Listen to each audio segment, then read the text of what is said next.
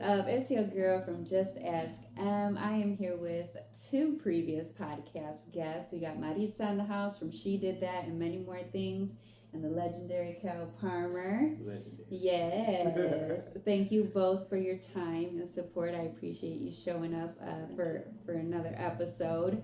I'm excited though because I needed the right people for this topic, and I feel like you two will not only be perfect for this one, but then the one leading into the episode 3 podcast table talk. So we are here today for episode 2 of podcast table talk. The title organically popped up between conversation with me and Maritza when I came down to Maryland for my nice tour. And the question was, do you meet your own expectations? Which we will dive into later in the conversation. But the question. When that came up, because I had told her exactly that. I'm like, well, do you meet your own expectations? And she's like, I'm preaching to myself because he's the perfect person to have involved in this conversation. That's an excellent question. Yeah. Excellent question. Yeah. So, like I said, two previous guests. We'll start with you, Maritza. Ladies first. Give a little brief intro reminder of who you are, boss lady.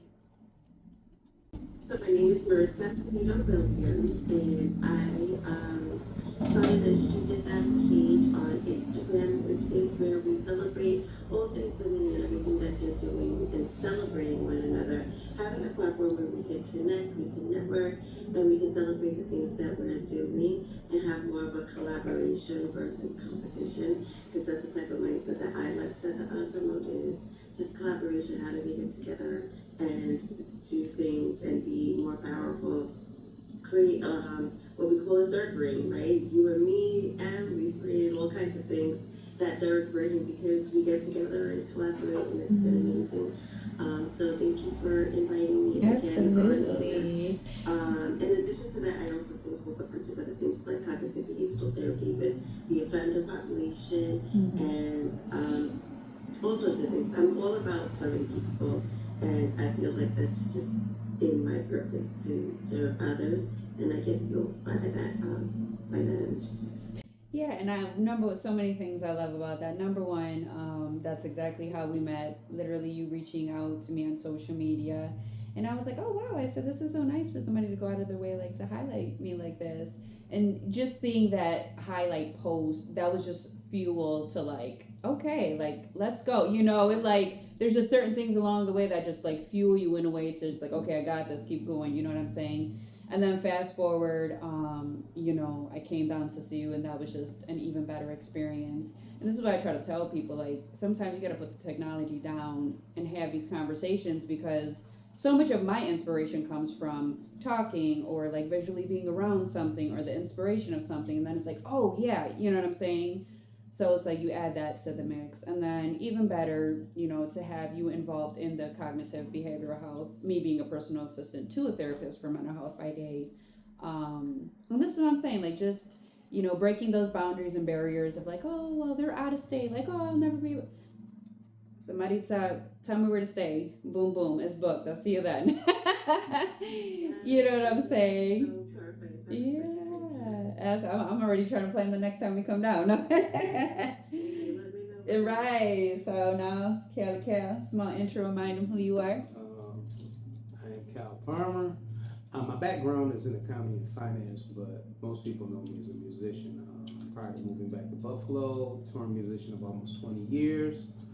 Still very much a musician. I do quite a few things around the city with different organizations. Also book bands for various events. I do mentoring as well of younger musicians. Just trying to get them settled more so later on in life with their finances, insurance, family, things that you really don't think of while you're kind of doing that grunt work of wanting to get on the road and touring for years, and then when that dries up, well, what are you left with? So that's been my real focus over the last few years of being back here. Buffalo is a fabulous city. I've been back. November will make 10 years being back here. my dad, I'm here for him. He's going to be 85 years old.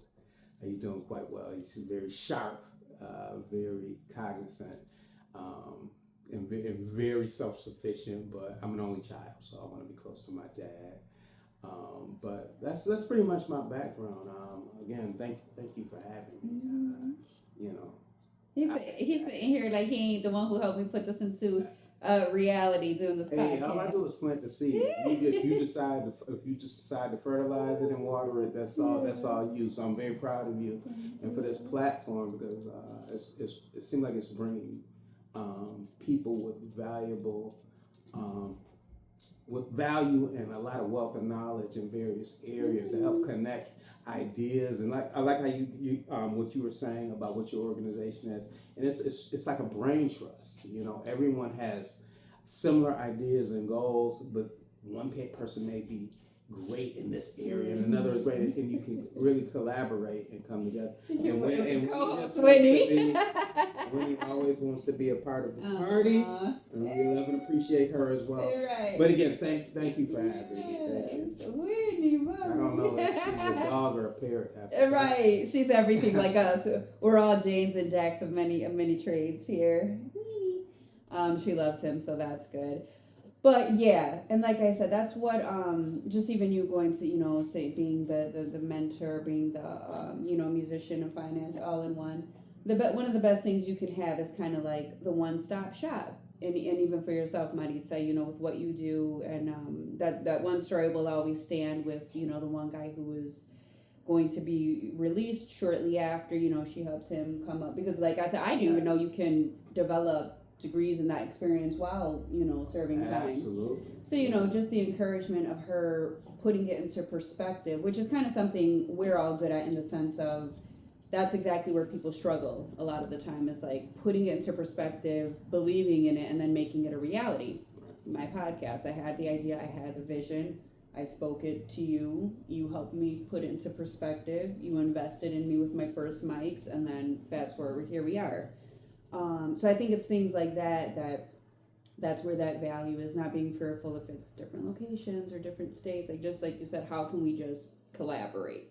And I think the beauty of this between all of us three is our age groups. We all have about 10-year gap. Yeah. So it's 10 years to her, 10 years, to you. Yeah, looking at two generations. Right. So with that being said, I'm the baby. Now with you two in the room with the experience that you have, and I'll let you dive into whatever you're comfortable with expressing as far as like your relationship history. Same with you, but just more on a general basis, on the things that lead up to that. What is the difference? And we briefly spoke about this yesterday. We had a brief conversation about it. What is the difference in society of so many things that play a role into daily life, relationships, and just the connection between people, from now versus your eras growing up? Ladies first. Sorry. Okay. The differences between society back then and now. Yeah, just like how the eras have changed of like communication, the access to technology, what technology has made humanity to be. So different to begin with. I would not want to be growing up in this era where Same here. where like everybody has a camera and can upload, and that there's no privacy. Instant gratification. Which means there's no patience, there's no resilience, there's so many things that these kids don't have, because everything is either at your fingertips in 2.5 seconds. Information is at your fingertips in 2.5 seconds. You don't know something, you Google it. It's like, it's a thing, that isn't terrible. But when it comes to like even connections, everything is so surface level, everything is so superficial. Like, because it's like so quick. It's like I can meet you and I could swipe and keep it moving and call you a friend. Yeah. When really there's like no genuine friendships, there's no loyalty, there's no commitment to really building and fueling, feeding relationships and having communication. Most people are communicating with people that aren't even in the room.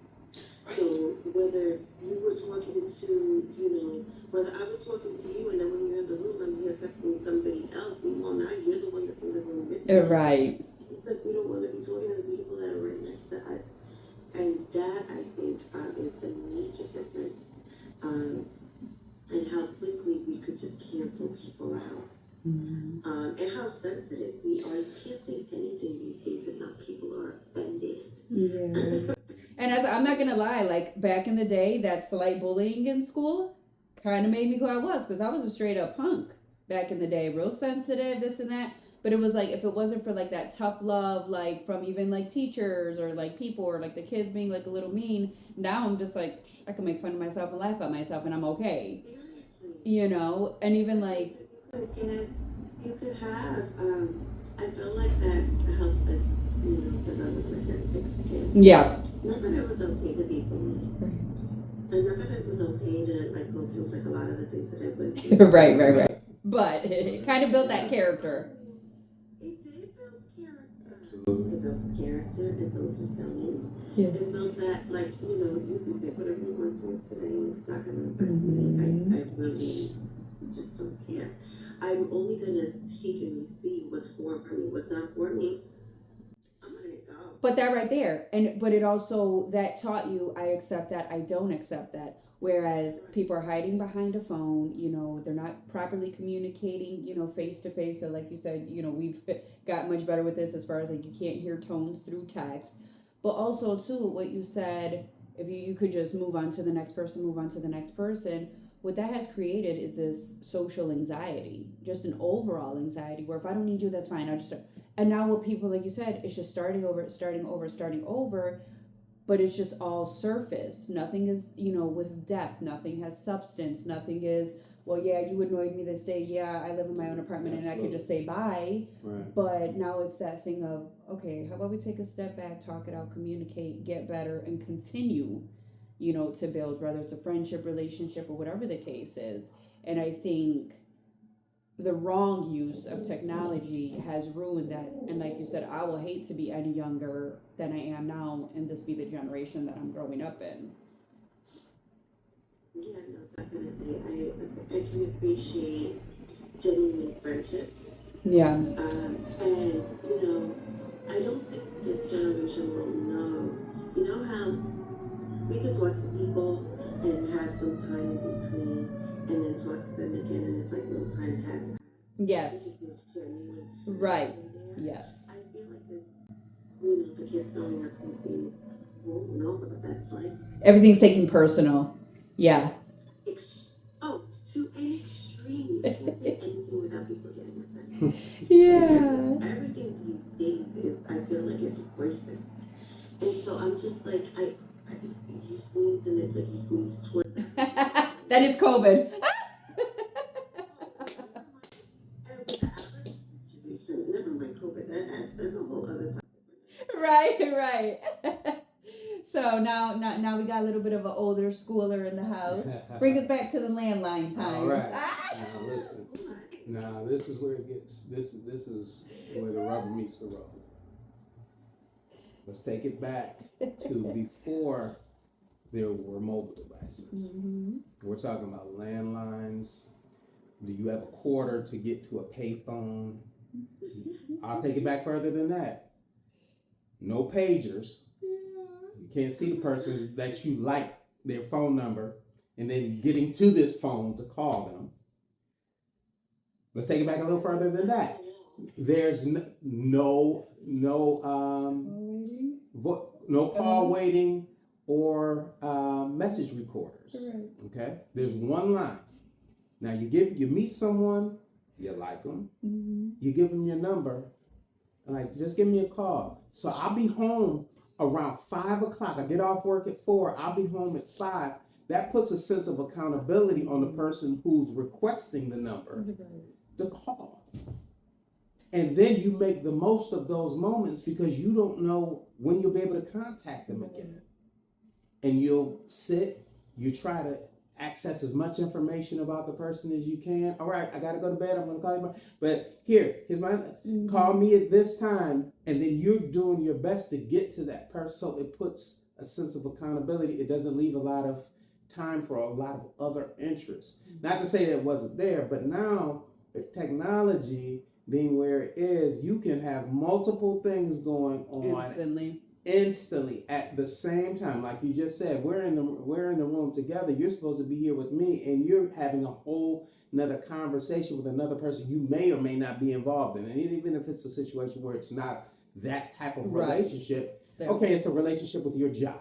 So you're really not focused or locked in or present in that moment for whatever that person's needs are.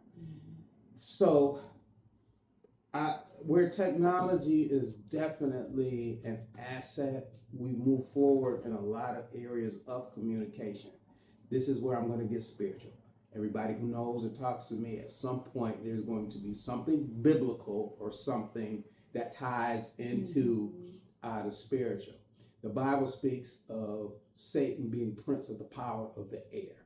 Air is communication. Air is radio waves, Bluetooth, communication, any type of media format. That's where he can access us. Now it's even AI. The Bible even secretly speaks of that, where it speaks of, and he will present himself as an image of a man that everyone will be able to see at the same time. So that being said, the media and communication has actually become a form of deceit, and has been eroding away at relationships and family for years. How is it that you can be having a conversation through text and one person has one totally different idea of what was sent and received, and an argument can just ensue from that? These are spiritual things.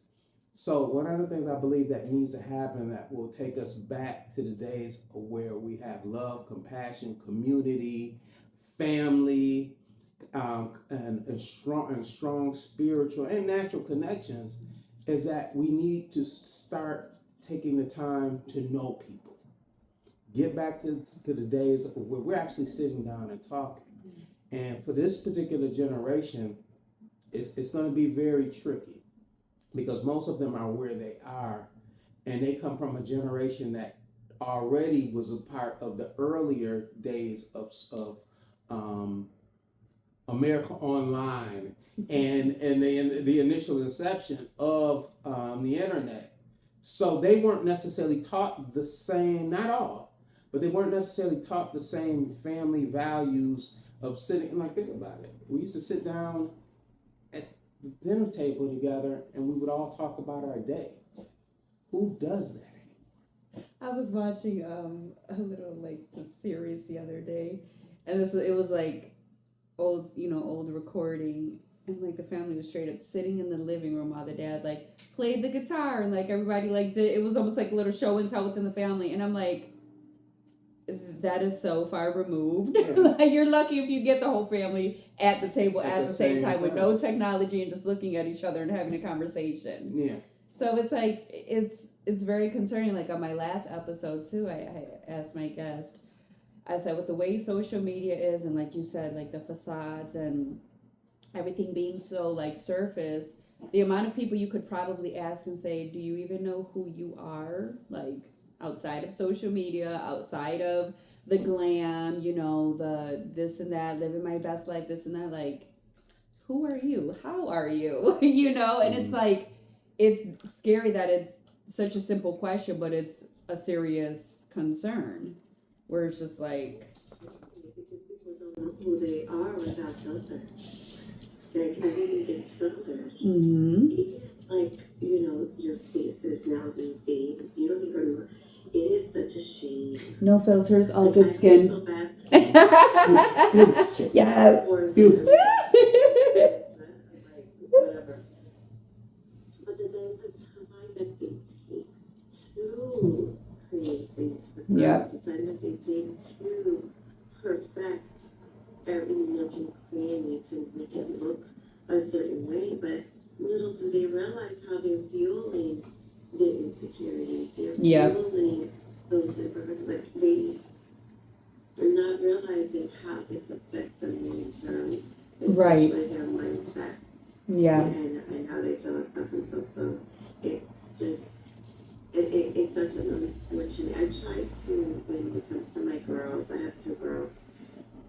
Beautiful. And they tried so hard to kind of like stay to that old school stuff. Like they even watch old school TV when it was like, you know, the Full House and Family Matters. Like they know who all of them I are. love Yeah. it. They Beautiful. even know who Cosby Show is. Yeah. We'll talk about Cosby. We'll talk about the Huxtables. Yeah, the Huxtables. We'll say that. We're fans of the Huxtables. There we go. Perfect. Claire and Cliff. Wholesome shows, right? Where it wasn't about, it was like lessons for everybody involved. Yeah. There was just good TV versus the kids that are disrespectful to their parents. Yeah. And it's a thing on shows, or the parents that are like non-existent. It's just the kids. Yeah. Like they've literally created that on TV. So I think the one thing that I always say is so important to like what we consume with our kids, with my clients, with the children. It's like, you know, what you consume is so important to be intentional with. Absolutely. Because you're forming your way of thinking and how you see the world and also how you see yourself. And back in the day, the way it was is like when you weren't parenting, like you said, you can put that certain show on TV that was like almost the fill-in parenting while you weren't there because it showed, you know, like the Cosby Show. It showed what family structure looks like, respect for the parents, you know, certain, you know, and that's what I'm saying. Like that has gone so far out of the window, which leads to, you know, this younger generation, the attitudes, the entitlement, like how you speak to your elders, like how even, you know, men or boys speak to girls or ladies, you know, like it's unfortunate. That's a whole nother episode, right? So like acceptable or not, like what you're willing to accept somebody, how somebody speaks to you, approaches you, versus what you're not willing to accept. And just being intentional, like you said, like even with parenting, like me, you know, same thing here. I grew up old school, you know, in church. We were all raised as good girls, you know, they let us all the way to the end of us living with them. But even with that, like you said, there's so much importance in, yeah, being intentional with, you know, what you consume, what you're viewing, what you're surrounding yourself by that leads up to adulthood. And I can personally sit here and say, you know, my parents were young parents. They did phenomenal for having 3 girls at such a young age, and my parents are still married to this day. But with that being said, overly strict. You know, we missed out on a lot of kind of crucial things at home, growing up in the teen years, being part of things in high school, this and that. Fast forward, that it did end up kind of rolling into relationships, you know, when I dated guys and my interaction with them, my communication with them, because there was so many things that I lacked at home. No fault of my parents, because they only parented the best way that they knew, and they did a great job with the foundation of it. But then, you know, the communication or controlling the emotions or not having to argue to get your point across. But then it also leads into, there's like this delay in my development of understanding what dating is as an adult. And now I'm kind of self-teaching, which then leads into how can expectations either build or ruin a relationship. Let me start with you. And so,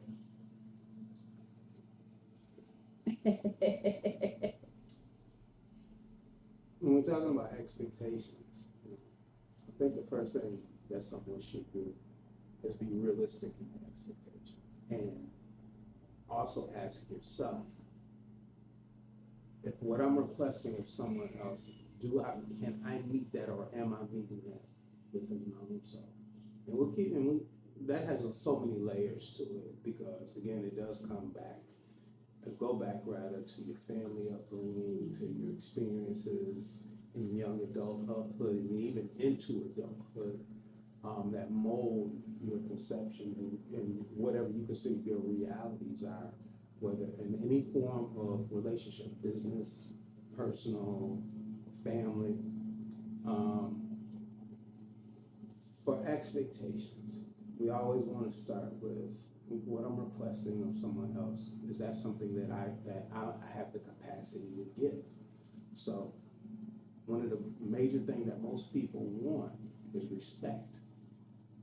You want to be respected. You want to be, in many levels, appreciated. So, if that's what your expectation is, do you have the capacity to give that? Or are you a person that acquiesces to disrespect when you don't get what you want? You don't know. Listen, I've been guilty of it. I'm a work in progress, and I've raise your hands in the church, saints, if it's you. No, look at your neighbor, but no, you don't have to. We're not going to do that because everybody at some point, has failings. There's no perfection. But the reason I'm okay with that is because this is the purpose of my platform. Because the sensitive world we live in these days, I'm a passionate Latina, que when I say things, they comes off a little strong, but people misunderstand it a lot of the time. But the reason I'm so passionate about it is because so many things that I talk about on my podcast are ways, mindsets, and attitudes that I've had, and to a point, they just didn't work out. And people ain't got to take your crap. So I said, me learning that, I want to share that with people because you're delaying your growth. You put yourself further away from the blessings you can be getting when it's, learning things like this. And these subjects can apply to friendships, relationships, family, work relationships, and it does go that deep. And this is the problem, like what you said earlier, this new generation, I'm sorry to interrupt you. No. This new generation, the problem is because everything's so instant, there's no patience, they just want to see the results right then and there. It doesn't allow them that time to slow down enough to let things organically and naturally develop or grow or trust the process, even though it's rough now, but then it will get better. So that's like that disconnect that then leads into nobody has enough focus and clarity to, like what you just said. Right. I want this respect from them, but do I have the capacity to give it in return? Yeah, and again, that goes back to whatever your upbringing is. Mm-hmm. I mean, I come from a generation where I had the Encyclopedia Britannica. I should remember that. And where I had to go to record theater. Listen, this is interesting. And I had to go to record theater to get music that I liked, and I had to buy it. Mm-hmm. And I had to sit. And as a musician, I had to listen to everything and learn stop, scratch the record, stop. Oh, gotta get a new record, I scratched it. And that cultivated patience in me. I researched things to figure them out, whereas now it's like, yeah, okay. And it teaches you everything, this, so you want that. But, and for people, there's not going to be always quick results. Right. Especially if you care about someone. Again, we're going back to relationships. If you care about someone, you take time with them to understand them, to try to absorb whatever their nuances are, their ups, their downs, their ebb flows, their waves, their good days, bad days, things like that. And then when you have patience, you can begin to okay, I see what this is. I see what this is. I see what it, and that develops what's considered long suffering and temperance. You don't have to get mad because someone said the person that you care about. I'm talking about people I care about because usually the ones that are business folk and stuff like that, it's strange how with people that you should have covenant and love relationships with, you can be wild and crazy and out of pocket with them. But if your money is involved and it's somebody you don't know, you can be the most beautiful and eloquent person ever. And to me, that's backwards. Love begins at the home, and then it's spread abroad. That's Bible. So if we can go give the man patience and grace and all right, I'll send that email out, right, and then go home and say, you burnt we have to figure out how to bring it back in and develop these strong connections with people. So that's that's again, that goes back to what are your expectations for someone. That's the respect. That's the respect factor. You want patience. You want somebody to be patient with you, but you have no patience with anyone else. Cancel culture. I don't like what they're saying, so I'm not. No, we're not rocking with them. We're not gonna rock with them. No grace, no understanding. Not giving anyone else a shot, but you want someone to constantly give you a shot. So the bar is raised. And I'll only speak for men at this point, and then I don't want to take up too much time. Okay. I'll only speak for men because we already hear vocally quite a bit. The more I get what it is, but it is presented sometimes in a very negative way of what women's expectations are of us. And it's not negative. It goes back to what do women want? Women want security and to be heard and valued. That's the underlying of what women really want. Security, to be heard, and to know that they're valued. That's it. Men want respect. So we have to figure out, well, how do we give and take? How do we take and give? And that's where it comes down to having these conversations as adults now, because maybe we didn't get it or it was lacking. We're dealing now, fortunately, God, thank you, Lord. I had both my parents in the household until my mom passed away at 50. So I had her until I had both parents in the household, Christian household. Mom didn't work. Dad worked. He's like, hey, I make enough money. Stay home, take care of son. And then if you want to, you can do that. So that's my perspective. A lot of guys didn't grow up with that. So my background and my upbringing molds my view of relationships. I never saw my parents fighting. So I'm not used to fighting in relationships. I'm just like, okay, I'm a very logical thinker. So the point I guess I'm getting at is that we have to really define in ourselves, well, why are my expectations this for someone and I really can't, I'm struggling trying to do what I need someone else to do. And even communicating that too, like, hey, like I expect this and want this from you, but now because of my upbringing, I struggle a little bit to reflect that, or like I know what I want to do sometimes or say sometimes, but I struggle saying things how I think of them in my head in the moment at times because of my emotions. So things like that where, like I said, nobody's perfect. We're all a work in progress. We're all learning, but it's also a comfortability of expressing, hey, I don't know how to do this, or I think I am doing it good sometimes, but then like not always, So for you, Maritza, like obviously we've all had our journey and process. Do you feel like you meet your own expectations, or was there a certain time that maybe you realized you didn't and then you started to? Well, going back, there were so many things that Cal said that just sparked up so many things that I wanted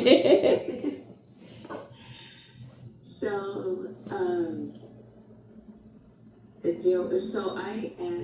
I was previously married. I had a previous season, and fast forward now, I just got remarried a year ago. It'll be a year ago in November. Happy anniversary! Thank you. And so there was a time where I'm a firm believer that you treat people the way they want to be treated, and that is respect. Not how you want to be treated, because they may not want what you want, right? Absolutely. So it's like learning the other person that's in your life and how do they want to be treated. Can we meet those expectations that they have, or that you have? Do you meet the expectations that you have to just respect for another person? And what does that look like? Well, it's really respect. To have practice to listen. Respect is to do everything that you said women want. That by definition, like that's respect. Right? But to all respect also is a little bit different for everybody. we want to communicate, right? And so you can set those expectations, but it's also up to the other person to they want to meet them and how they want to meet theirs. I think when it comes to relationships, it's all about intentionality, being intentional with, wanting to be there, wanting to be present, and wanting to fight for the relationship. And both having that as an expectation that we're both in the fight, like we're both working on what this looks like for us and consistently communicating.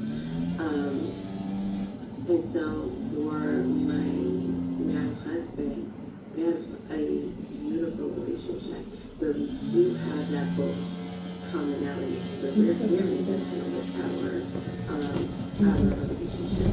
And that's what it takes to make it grow, is both being intentional with what this looks like. Yeah. And if it's starting to tweak and not, look a certain way or not look the way we like the bigger picture, then it's like, okay, where are we falling short? What do we need to adjust? But making sure that we're consistently communicating. Well, that. Putting technology away. Yeah. The consistently communicating. Yeah. Like there are no phones at our table. Mm-hmm. Oh, good. Good. No phones at our table. Because how many times you go to a restaurant, there's people like on the phones. That irks me. Yeah, it's like, why even be out? Even if it's the table next to me and it's like 5 people at the table and they're all on devices, it's like, why did you? Right. Like for me, I'll get the quick picture and then it's like, okay, put it away. Because then the next thing is taking the picture and it got to be. The pictures that so it's so funny because I am so not a picture person, but I do like to remember the moments, and I have a funny story for you actually. If you give me a second. Yeah. So you know how Google gives you like the memories. Yes. Like because it like brings me back. Right. And you know the quote that says, from Maya Angelou, people will forget what you said, and people will forget what you did, but people will never forget how you made them feel. Yeah. 11 years ago, I was at a friend's birthday dinner, right? And, we had all the fun. We had the dinner, the fun for her, we're happy birthday, sings her happy birthday. And then me and my best friend were about to leave. Well, the girl says, wait a second, I have a friend of mine who's coming, and that way we could do like a birthday shot together, and then, everybody will disperse. So we waited, friend comes in, and, he had some fellow, really cool, and there was like we were laughing, it was like a instant connection to this person, but, we had to leave, and back then, I was in my previous season. So I was like, damn, I really don't want to go, which is probably why I'm going to get out of here. I'm having too much fun. And back then I had all sorts of, I was in a TV relationship, so that brought a whole bunch of issues. But the fact was that I remembered how the person made me feel, right? And they walked us out to the car, me and my best friend walked us out, he walked us out to the car. And I'm like, how nice, like people still do this, right? Open doors and everything. Like, why? Not like, what? You're a bunch of ladies who not that you can't defend yourself, but let's just make sure you make it common courtesy. It was like around the back. Yeah. And so I remember telling my best friend, like, me, too bad we had to leave, but yeah, we need to leave, right? So we left, and fast forward. You get the memories. During the birthday and her birthday shot, I was recording. And so here we are, this past weekend, I get the memory of that recording. Oh, yeah. That friend of hers, that walked us to the car, that made me feel some type of way, is my husband. Yeah. Today. Oh. I already knew where it was going. Wait. I already knew. Yeah, I love it. Wait, what? That Wait a man minute. was trying to protect. That man was protecting and covering And you that was a year ago. You didn't even No, know. this was 11 years. That was 11 years ago. That's what I'm saying. How is it? I love it. I was in my previous season, Cal. Yo, that's I look at the video and I hear my husband's name is David. That's crazy. David, because he bought her the shot, her birthday shot. And 5'5". Now, my husband is your complexion and the room was dark. Like 6'5". Chocolate. I had to, love it. I had to go back and I see the smile. Oh my, we met 11 years ago. I love this. Oh my God. And he was the one that walked us out, and here I am 11 years later, married to him. Yeah. I got the best podcast ever. I don't care what anybody says. You can't make this stuff up. That's crazy. I'm hearing this for the first time. Oh my God. When she started saying, and this person walked, I already knew, for some reason, I knew where it was going. I just wasn't connecting the amount of time. Crazy. Hey, that's... Well, oh my God, that's amazing. That's why, you're just perfect. And you know what's crazy? I said, well, we'll have to double check with him. He was actually going to be my third guy that I want for episode 3 for the other podcast, Table Talk, because I need some strong men. So we'll jump into that later. That's crazy though. So we got a couple minutes here. What's some advice from both of you that you would leave with somebody who's either early in a relationship or working towards forever with someone? If you value that person, if you value it, or if it's a situation where you're not really you're just dating and keeping it cool and all that kind of stuff. That is what it is too. That has its place. No judgments there.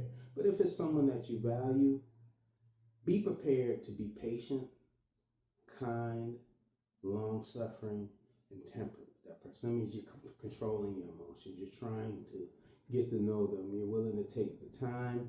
You're willing to take even some of the knocks from that person. Because as you begin to dig deeper into whatever their background is, you begin to understand them a little better. And it can help you navigate their rough times. If they have, a lot of times blow-ups with people, it really doesn't have anything to do with the person, but it has something to do with perhaps something that was a trigger from the past, or some unresolved hurt, something that they're actually healing from. And if they're healing from it, it's still a sensitive spot. Mm-hmm. Take the time and be willing to put in the same level of work that you would want someone to put into you if they wanted, and if they say they value you the way that you want to be valued. How about you, Maritza? I agree. I think that the unconditional love is exactly that. Is to be able to genuinely love somebody. When you genuinely love somebody, you'll take the good, the bad, the ugly, right? But not at a sacrifice to your own personal peace of mind, right?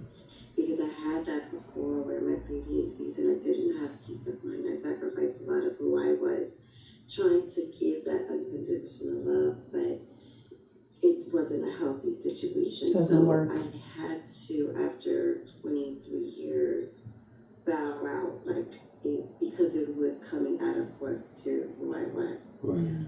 But when you have that person and you're not sacrificing your core, who you are, and your values, but instead you're growing together and being intentional with one another, it has to be both ways. And then, not to say that it's a 50-50 situation. What's her name? She says it beautifully, where it's there are days where we're not, I could come in one day and feel that I'm 20, but my husband's going to have, not only his 50, but my, 30 and be at an 80 for us. Because it's an us, you know what I mean? So there's never a 50-50, but we're always working towards just in tune in that understanding. And that way we could be, I'm sorry?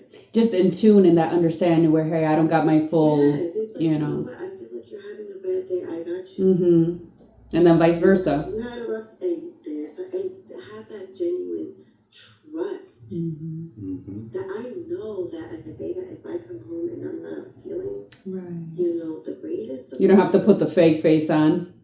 I had to Yeah. He knows me and he's got me. And that goes back to that safety aspect that Cal was talking about, like feeling safe in and being able to be vulnerable because you feel safe, because you have that trust, that just genuine connection, that genuine unconditional love. Like, I've never been in love before until I met my husband. That's fantastic. And I was with somebody for 20 plus years. Now I know unconditional love, and it took a lot of growth and intentionality and being able to see what are my triggers, what do I have in myself that I need to work on, but I'm with somebody that's willing to work on them with you, yeah. And vice versa. Like, he has his things in his upbringing. You know what I mean? And so him, me being able to have an understanding of what he's gone through and what may not be sensitive to, but he is. And so for that mutual respect, that I have for him, it's like, okay, let's process this. Yeah. That balance. What does this look like for you? You know what I mean? Like, and be able to just have compassion for one another is everything. But it's, I don't know. There's that just when they say, like, when you know, it's like, yes, because there's just that genuine love and connection that's unconditional. That the things that you may have thought of, you once thought that would have irked you, but now they do it. It's like endearing now because it's him. Yeah. But that doesn't actually bother me because it's him.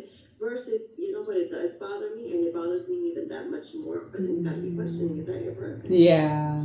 There's so many things, like, not so many things, but there are things that, my husband will do or say or whatever, or habits or pet peeves that I once had, but because it's him and I love him so much that it's like, it doesn't even faze you. And I feel like, I think that you might have been, because she told me about when I was over there too, Mel Robbins.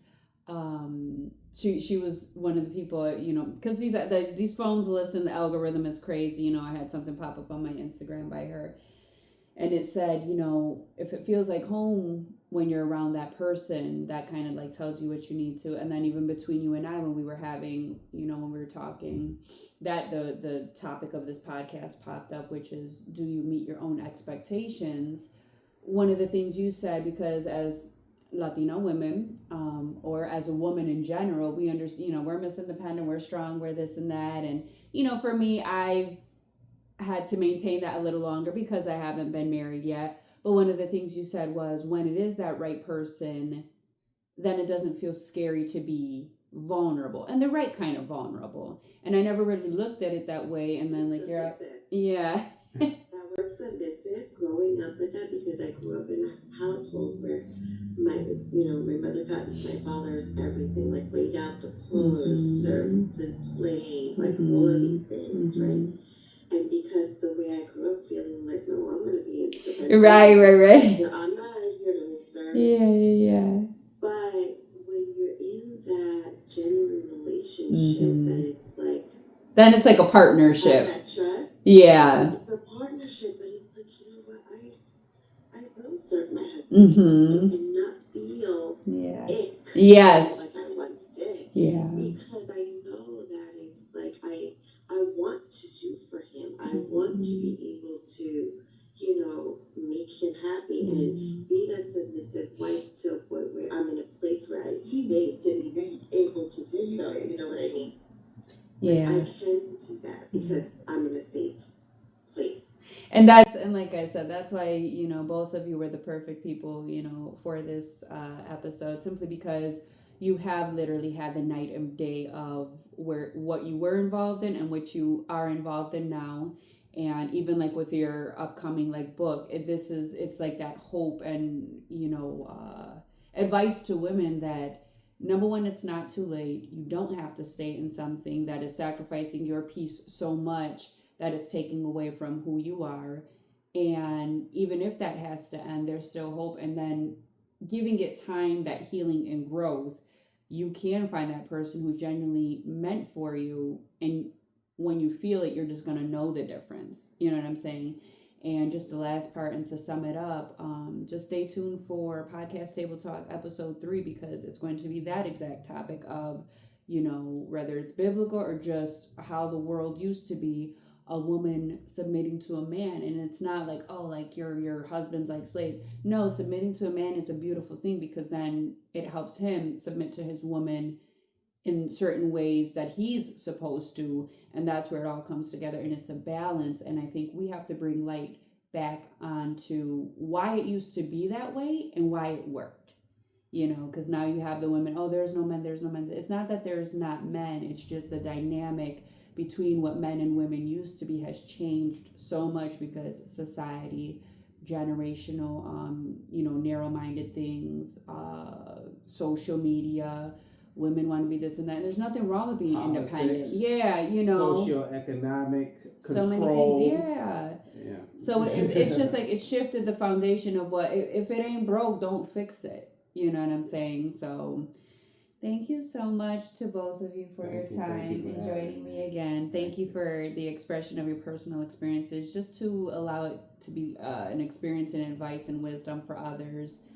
I hope everybody listens to these things with, an open ear, and it resonates with somebody. And stay tuned and continue to subscribe. Hit the subscribe.